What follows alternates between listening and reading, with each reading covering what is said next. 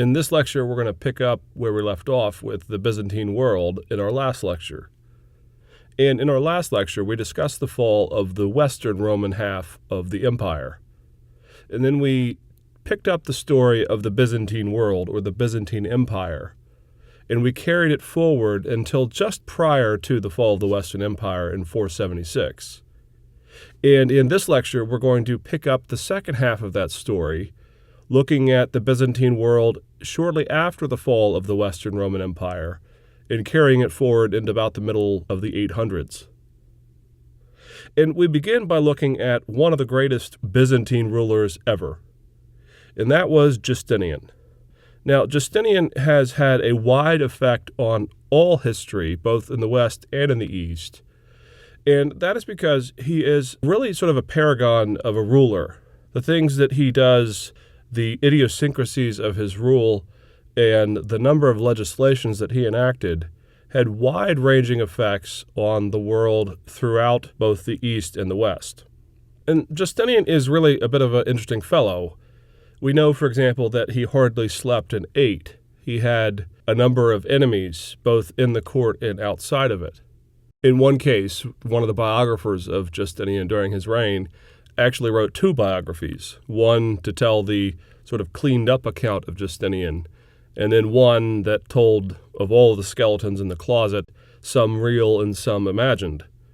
And there are lots of things that sort of tell of Justinian being a strange man. For one, he married Theodora, and Theodora was a powerful queen. In one case, she actually saves Justinian from giving up the throne during a revolt in the city of Constantinople. But Theodora was actually from a brothel. She had been a courtesan, and despite her dicey past, Justinian fell in love with her, and he decided to make her his queen. And there were all kinds of rumors and whispers about this throughout Justinian's reign and long after. But putting aside the gossip and the intrigues in and around the court with Justinian's personality, when we look at just his reign, we see that there's an interesting mixture of pretty good legislation and success and some calamitous setbacks during Justinian's reign that would have monumental significance for the development of the Byzantine Empire.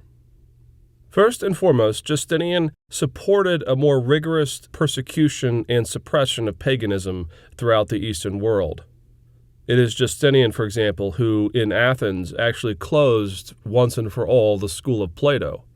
And this is a school of philosophy begun by Plato himself that had been in session for centuries, and Justinian found that it was not a good thing to have a bastion of Neoplatonic and Platonic philosophy spreading paganism and pagan philosophy throughout the empire, and so he put an end to it. More strategically, he continued the practice of outlawing pagan sacrifices, and he tried to curtail certain forms of paganism.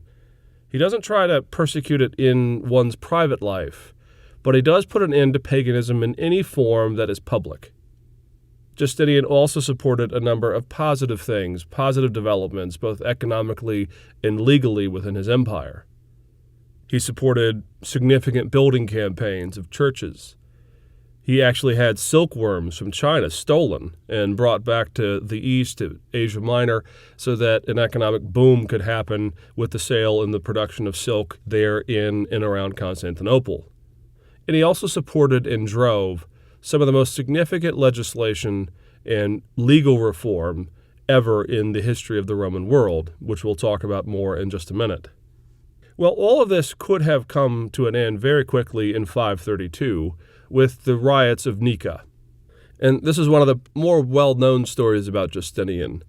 But in this day and age, the sport of the commoner, the sport of every person in and around the Eastern world, was chariot racing, sort of like the NFL is today in much of at least the American world. And I'm sure soccer or European football is the equivalent for much of the rest of the world. Well, in Constantinople, the stadium for chariot racing was actually right next to the palatial mansion of the emperor himself. It was very common that the chariot colors, the chariot teams, would be broken up into different colors. And at the time of Justinian's reign, the two most dominant forces, the two most dominant fan bases, were the Greens and the Blues. And before you start to think this is only a sporting issue, an issue of sort of sports hooliganism, really what happened is the chariot teams, the hooligans that sort of supported the Greens and the Blues at this time, also did see themselves as a bit of a union or a bit of a political movement.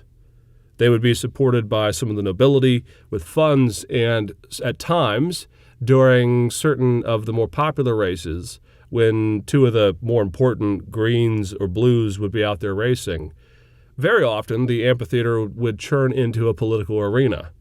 And just as soon as one side was yelling for the Greens and one side was yelling for the Blues, at the end of a race or in the interim period, you would often have a series of political shouts and these kinds of very public displays of opinions by the masses.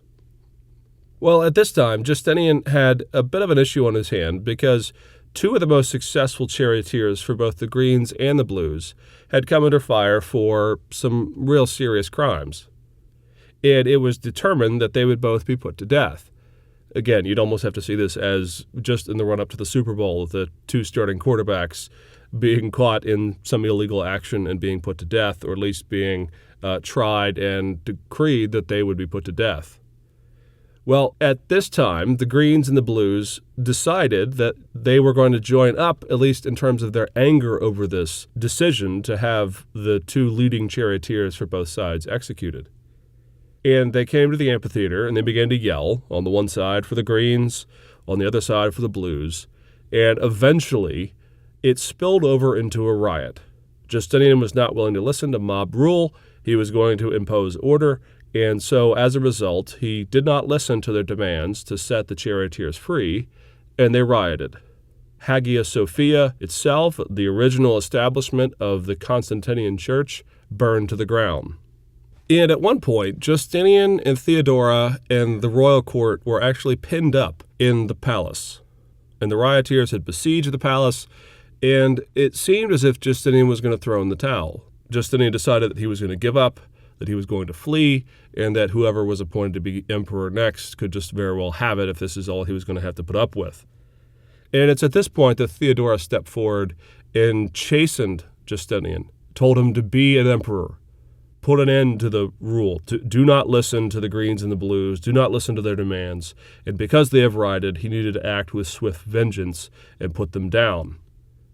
And she had an effect on Justinian, and as a result, he put to an end the Nika Revolt, which very nearly brought an end to his empire before it even began. And Justinian was, in many ways, galvanized by this for the rest of his rule. No longer was he going to be pushed around. He was now going to be a serious emperor and one of serious martial ethos. And so, now that the West had fallen, and now that Justinian had been steeled by the words of Theodora and the Nika Revolt, Justinian set about to reconquer the West.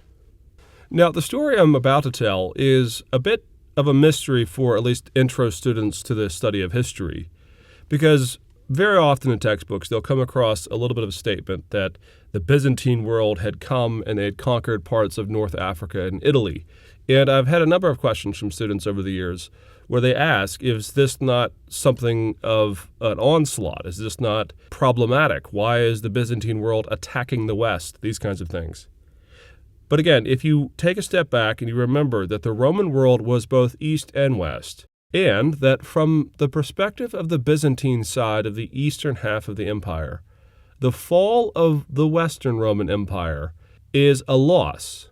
They believe that, in essence, half of the Roman Empire is now under siege by pagans. And so what Justinian is attempting to do is to free, at least in his own mind, to free the Western Roman Empire so that it can return to the Roman Empire as a whole. And the general that is tasked with doing this is Belisarius.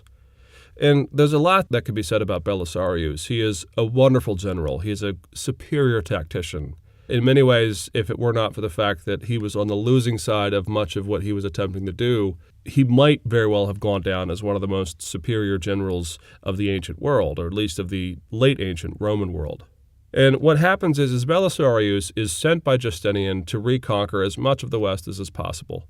And so what Justinian and Belisarius do is they negotiate a deal with the Lombards.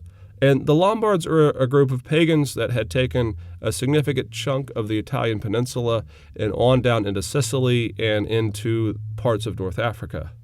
And Belisarius negotiates that the Lombards, through a payment, through a bribe, would leave the island of Sicily for the Byzantine world to establish as a home base. And that is exactly what happens. Belisarius lands on the island of Sicily, and from there he launches a series of campaigns to reconquer from the Lombards and from others areas that had been formerly part of the Roman Western Empire. He eventually takes parts of North Africa around the area of Carthage, and he pushes up into south and into the middle part of the Italian peninsula.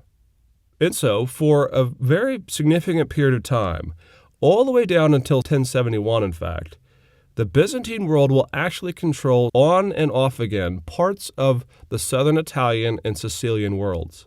This will officially, again, on and off again, be seen by the Byzantines as part of their lands for centuries. However, it's at this point, just as the Byzantine world is beginning to launch these campaigns to reconquer parts of the West, that the old nemesis of the Roman world, the Persians, rose up. And in fact, in 540, the Persians, sensing that the Byzantines were distracted with their campaigns in the West, they mounted an army and they took significant parts of the eastern part of the Roman Empire. They took modern-day areas like Syria, Palestine, areas around Jerusalem, Antioch, and significant regions in and around these areas that were part of the Eastern Roman Empire. And so Justinian is forced to call Belisarius and the armies back, just as they are on the verge of at least pushing through to the Italian peninsula and maybe on into the Frankish regions around the Alps. The Byzantine world has to take their successes, the few that they've had, and count them as enough because they had to come back to defend themselves against the Persian armies. But another calamitous event was coming on Justinian and the Byzantine world. In 542 and 543, there came to the Byzantine world what is likely the first outbreak of the bubonic plague. Today we know this as the Justinian Plagues. 1542, 1543, suddenly a plague descends upon the Byzantine world and spreads like wildfire. As much as a third of the population dies over a period of a short number of years. Now, no matter how great or how strong an empire might be, they could not suffer such a calamitous event, such a breakdown of the population as the bubonic plague brought to the Byzantine world without any significant loss in power or value or might. And so Justinian and the armies under Belisarius have always been sort of a big question mark for historians. What might have happened had the bubonic plague not come to the Justinian Byzantine world? Or what might have happened if the Persians had laid dormant while Belisarius was attempting to take back their Western Roman Empire? And these are questions we'll never know, but they are certainly ones that have a turning point for the Byzantine world, because from this point on, from the Justinian plague on, the Byzantine world will have to sort of turtle up. It'll have to hunker down. No more will it have the power or the grandeur or the might, at least not for a significant period of time, to ever really consider attempting to conquer the western half of the empire. And by the time they might have considered reconquering parts of the Western Roman Empire, there has already arisen a Western Roman Empire in the person of Charlemagne. And we'll have a lecture on the rise of Charlemagne and the renewed Western Empire a little bit later. Now, the last thing we want to say about Justinian is we want to look at the legislation and the legal reform that happened during Justinian's reign and some of the other sort of glorious things that Justinian did that have a legacy for both the east and the western half of the late Roman Empire. We've already mentioned that Justinian was a powerful advocate and a supporter of church buildings and of the development of the eastern grandeur of the churches and of the establishment of the church in the Roman Empire. And as we've already mentioned, during the Nika Revolt, the original Hagia Sophia burned to the ground. Well, in just a short period of time, Justinian had designed a brand new Hagia Sophia. And this one would outdo just about any church in the world all the way down until today.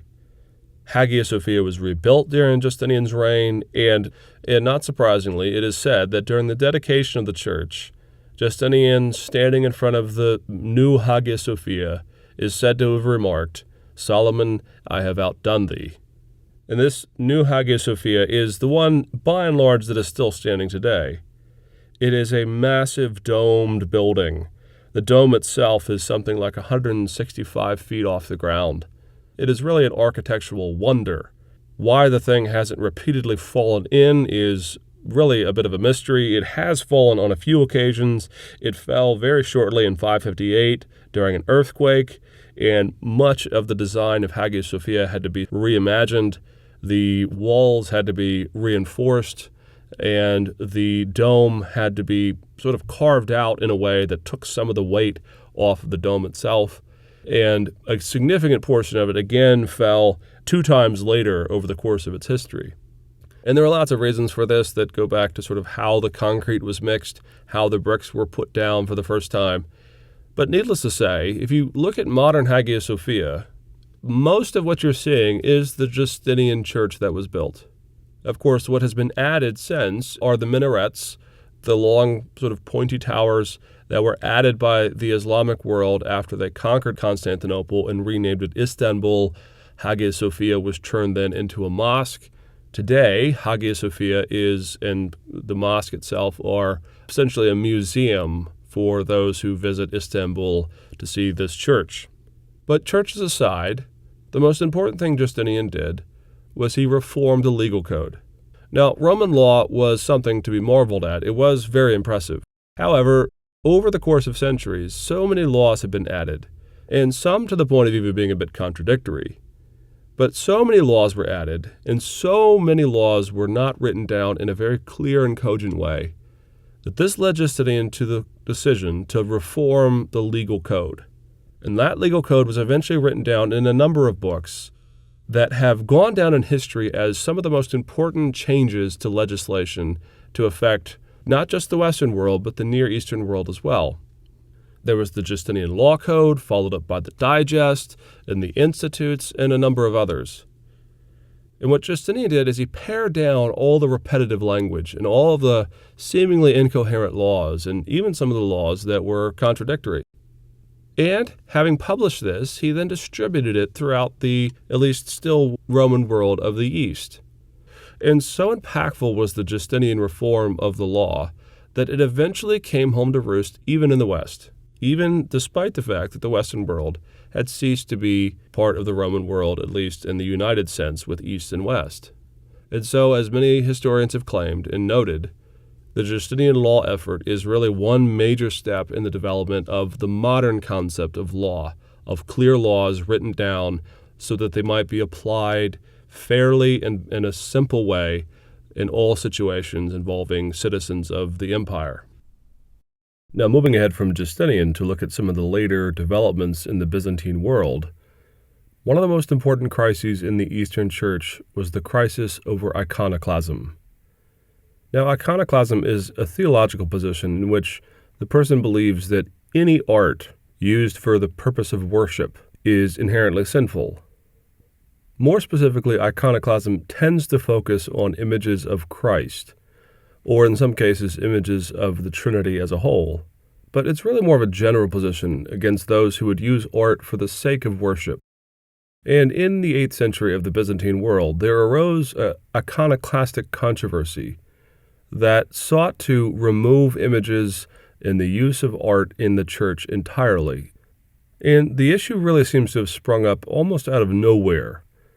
The Byzantine emperor at the time was Leo III. Now, immediately we have to point out something here.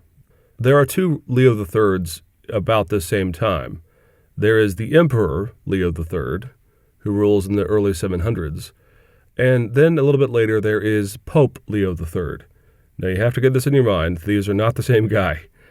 2 different Leo IIIs living and ruling about the same time. One in the East is the Byzantine Emperor, and the other is Pope. Well, the Leo III we're talking about now is the Byzantine Emperor. And in 726, this Leo III decided that he was going to issue an edict pulling down all of the images of Christ, of Mary, and of the other saints that sat upon the chalk gate of the palace there in Constantinople. And this action sparked the Iconoclastic Controversy, the first of two in the Byzantine world. Leo argued that these images were an assault on Christ's dignity, that they were theologically invalid, and that therefore being sinful, that they exposed the Byzantine world to the jeopardy of the censure of God. And historians have looked behind this, and they've attempted to find the origins of this debate. And really they're elusive. We're not quite sure what provoked Leo to do this. There were not a lot of rumblings to this effect for some time before. The most we can say is that after the rule of Justinian, and in particular going back a little bit further into the reign of Constantine, there had arisen almost a proliferation of the use of images in worship. The little we do know about the use of art in the first several centuries of the Church shows that the Church was okay with art in general. We see lots of art on the catacombs and in the sarcophagi for the earliest centuries of the Church. We don't see a lot of representations of Christ, however. Usually Christ is depicted through some sort of symbol, something like the ichthus or some other type of symbol in general. We do, however, have occasions where we do see Christ depicted in art. But for several centuries in the early Church, this is really not a theological issue, so we don't have a lot of evidence as to how most of the early Church Fathers might have viewed the use of art, particularly in the relationship to the depiction of Christ. There is virtually no evidence that anyone in the early Church used art or images in some kind of worship setting. That is to say, we don't see candles lit before these images or bowing before them. The earliest evidence we have of these things beginning in the early Church is around the 6th century. You see votive candles being lit before certain saints. And you begin to see evidence that people during their prayers are bowing to the images and to the icons. At some point around this time, then, you see a transition in the early form of worship to a more involved relationship with icons and images. At some point, as one historian has argued, the difference between the image and the thing being worshipped through the image or depicted in the image began to become very thin, sometimes bleeding together. And what happens is you see the icons and the images moving from being something that depicts Christ or depicts maybe in a pedagogical sense the story of the Gospels. And you begin to see some of these images and these icons becoming somewhat talismanic, something almost magical in some cases, that these icons and images begin to have a power almost in and of themselves.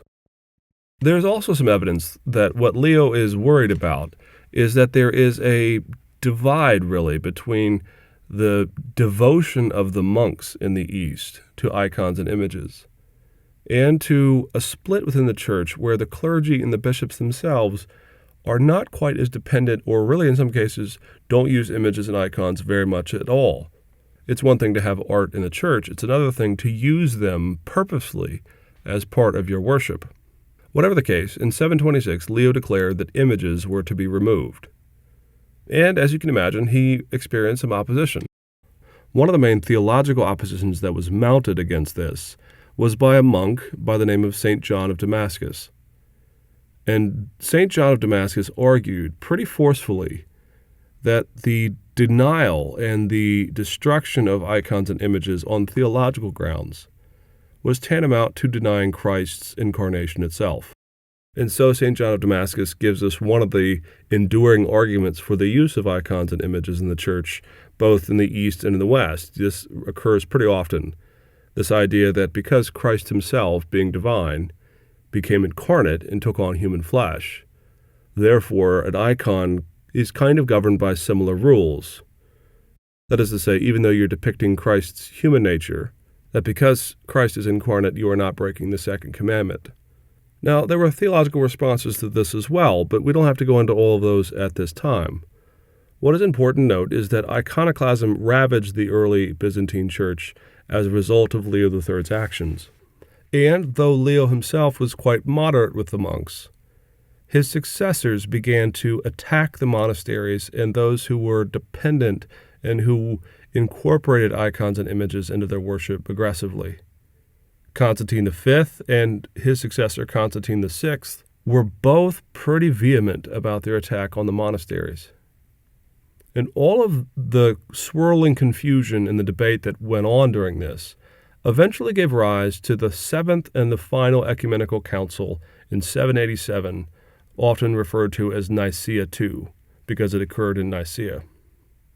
And the Seventh Ecumenical Council is not as widely studied as the others, but you might say that the Seventh Ecumenical Council was an application of the Christology of the earlier churches to this issue. Now, a lot of Protestants later will take issue with the decision of the Seventh Ecumenical Council, but nonetheless, the Seventh Ecumenical Council, Nicea II, issues the definitive differentiation between how an image is to be used for prayer or worship and how it is not to be used for prayer and worship. And the argument that they use essentially rests on two main points. On the first hand, Nicea II argues that iconoclasm, harsh iconoclasm, is Jewish or Manichaean. Now, there are some issues here, of course. To equate Judaism and Manichaeanism is a bit of a strange mix. And there is lurking here some general anti-Semitism. This idea that to apply the Ten Commandments in a specific way to the use of icons and images as being somehow Jewish is a bit of a weak argument. Nonetheless, this is what they do. They say that to deny images and icons is to rely too much on non-Christian sources, which, again, they're pointing there to the Manichaeans. Nicea II then makes an argument in which they say that to venerate an image or an icon is not the same as worshiping it. And so they make the argument that one can give honor, that one can use an image or an icon to perform a certain element of worship, that the icon or image somehow draws the person in, the believer in, to the worship of the one true God, though it itself is not being worshipped. And so at this point, Nicea II distinguishes between worshiping and venerating. And that is an incredibly important distinction because it will live on down until the Protestant Reformation. And in Eastern Orthodox and in Catholic churches, it is still the modus operandi when they approach the use of art or icons or images and these kinds of things. And that is, they argue that they are not worshiping these things when they bow to them or kiss them, that they are simply performing the proper veneration owed to these things, and that worship alone is reserved, therefore, for God. And iconoclasm will have a number of important effects. In the first place, iconoclasm does get stamped out in the East. Eventually, the Eastern position will be to allow a certain amount of veneration of icons and images in its worship. Now, it's going to be more restrained than the development of worship and veneration in the Western Church, in what would become the Catholic Church. But still, the Eastern Church maintains its distinction between veneration and worship. The most important thing about this, however, is just the timing of it. Because as the Iconoclastic Controversy is going on, the Western Church really looks at the Eastern Church scratching its head. The West, in particular the Pope, cannot understand why the Eastern Church is suddenly becoming iconoclastic for a period of time. And just as this is boiling, and just as this is beginning to bubble over in the East, the West is beginning to feel very, very vulnerable. And so notice the date, 787. This is just a number of years before Charlemagne is coronated by the papacy and announced once and for all to be the Western Roman Emperor. And all during these years, during the Iconoclastic Controversy, really the struggles in the East to maintain a proper understanding of worship and veneration, which the West seems to have had no qualms about, actually in some ways propels the papacy and propels the Western Church into the Frankish and Merovingian arms. They need to have some protectors. They need to make sure that they have stability in the Western Empire, and as a result, they go looking for a new emperor of the West. And we'll pick up those lectures in a bit on the Merovingians and the Carolingian dynasties. But notice the effect. The East gets stirred up on the issue of iconoclasm, and as a result, it seems to drive a little bit of a wedge, if not a very big wedge, between the East and the West, and the Western Church and the papacy go on their own, looking for another emperor that could protect them. And the last thing we want to say about the Byzantine world as we sort of push on into the Middle Ages is we want to say something about Cyril and Methodius. Cyril and Methodius were both monks and both missionaries living in the 9th century.